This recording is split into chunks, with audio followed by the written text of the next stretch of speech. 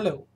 In this video, I want to explore the concept of threshold for motion and talk about incipient motion and modes of transport of two commonly found microplastics in the marine environment.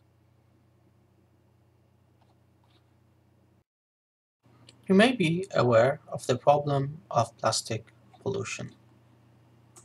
When plastic was invented in the early 20th century, it revolutionized our world. It's durable, lightweight, and inert, doesn't react with many things, so it was very useful. We became over-reliant on it, and now it's found its way into every part of our planet, including the Arctic and Antarctica.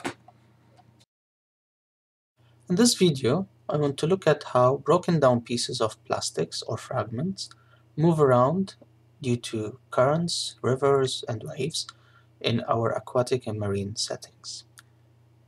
I will focus on two types of plastics, nurdles, which is a primary form of microplastics, and then broken down pieces of nurdles, and in my case I'm going to use fragments of a primitive form of plastic known as bakelite.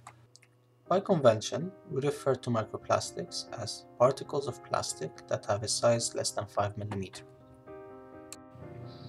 Now, nurdles are small microplastic pellets that are very commonly used in the production or manufacturing of plastic.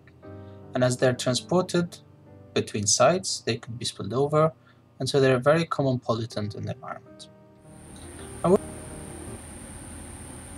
we're going to look at the threshold for motion that simply defines the velocity or the stress applied by the fluid, if you like, at which these particles start to move. So before the threshold, these particles sit comfortably on the seabed, and they are balanced by their own weight, really, by gravity. As the flow velocity picks up, it starts destabilizing these particles, creating adverse pressure gradients over them, and they start moving. And they start moving first by rolling or sliding on the seabed, what we call surface creep. And as we increase that velocity, they start jumping over the seabed, which we call saltation. So surface creep and saltation are both components of what we call the bedload. So bedload refers to the movement of particles which are in continuous or intermittent contact with the seabed. As we continue to exceed that threshold for motion, threshold for bedload, these particles can move into suspension. Now, as these particles are moved around, they start breaking down into smaller and smaller fragments.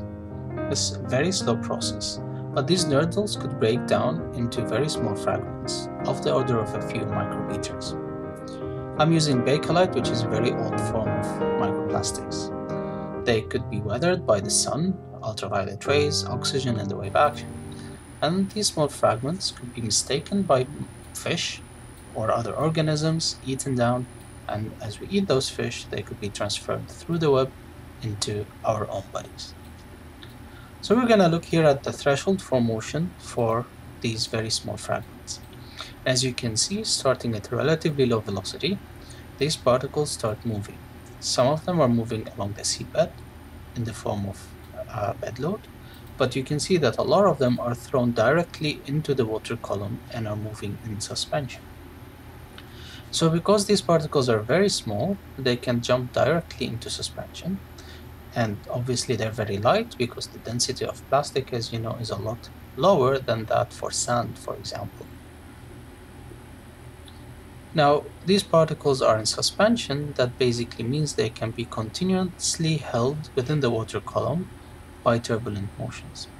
As you can see, as we continue to increase the velocity, the rate of suspension increases, and we can see also the rate of bedload is increasing. We're starting to see the development of bed forms here, so ripples, and these ripples are migrating forwards within this channel.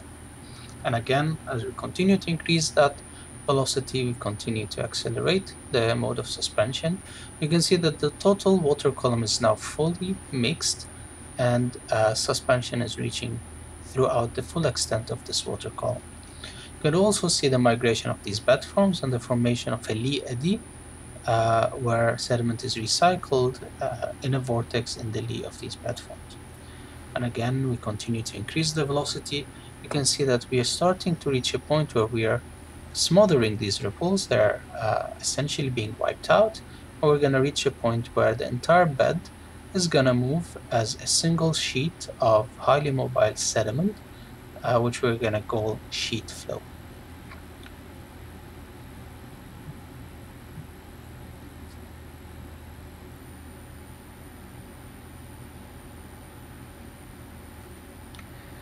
That's it. You have seen two different modes of sediment transport: bedload, where particles move in continuous contact with the bed, and suspension, where they are held continuously within the water column by turbulent motion.